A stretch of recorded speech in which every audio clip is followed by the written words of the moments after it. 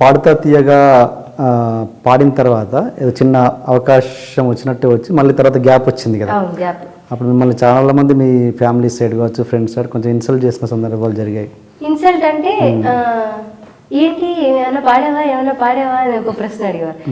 It's not an insult, they want to know ఏంటి బాగా పాడతావు కదా, ఏమైనా పాడేమన్నా అవకాశం వచ్చిందా అని అడగటం అది.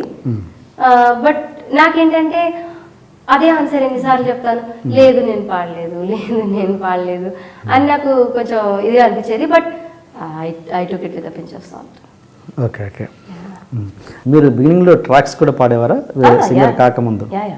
ట్రాక్స్ పాడేదానండి. ట్రాక్స్ పాడి కానీ నాకేంటంటే ట్రాక్స్ ఎక్కువ పాడే టైం లేకపోయింది. అంటే బికాజ్ నన్ను ఎప్పుడు ఫస్ట్ పిలవలేదు ఎవరు.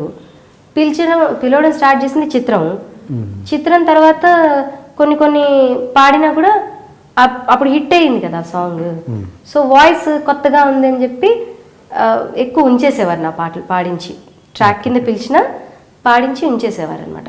So that way I have track singing కొంచెం తక్కువే కానీ పాడాను. And I don't mind you know. Track singing వాళ్ళకి అడ్వాంటేజ్ అండి యాక్చువల్లీ. వాళ్ళు కనుక 100% న్యాయం చేశారనుకోండి, మెయిన్ సింగర్ పాడినా కూడా సమ్ టైమ్స్ డైరెక్టర్లకు కానీ ప్రొడ్యూసర్లకు కానీ ఫిక్స్ అయ్యారనుకోండి ఆ వాయిస్, ఈఎంఐదే ఉంచి పెడదాం అని అనిపిస్తారు. అలా అడ్వాంటేజ్ ఇప్పుడు సింగర్స్ బాగా తీసుకుంటున్నారండి. అలా మీరు కోరస్ కూడా పాడారా ఎప్పుడన్నా? కోరస్ అంటే ఈ ఆర్ఆర్ ఉంటుంది చూసారా, దాంట్లో సోలో హమ్మింగ్స్ ఇలాగా అలా పాడి.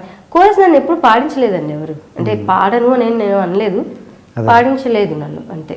మెయిన్ సాంగ్స్కే పాడించేవారు. తర్వాత థియేటర్లో అదే బ్యాక్గ్రౌండ్ మ్యూజిక్లో ఏదైనా మెయిన్గా హీరోయిన్ బాధపడుతుందో, హీరోయిన్ ఆనందంగా ఉందో అప్పుడు నేను వెళ్ళి ఒక ఆలాప్ పాడుతుంటానండి.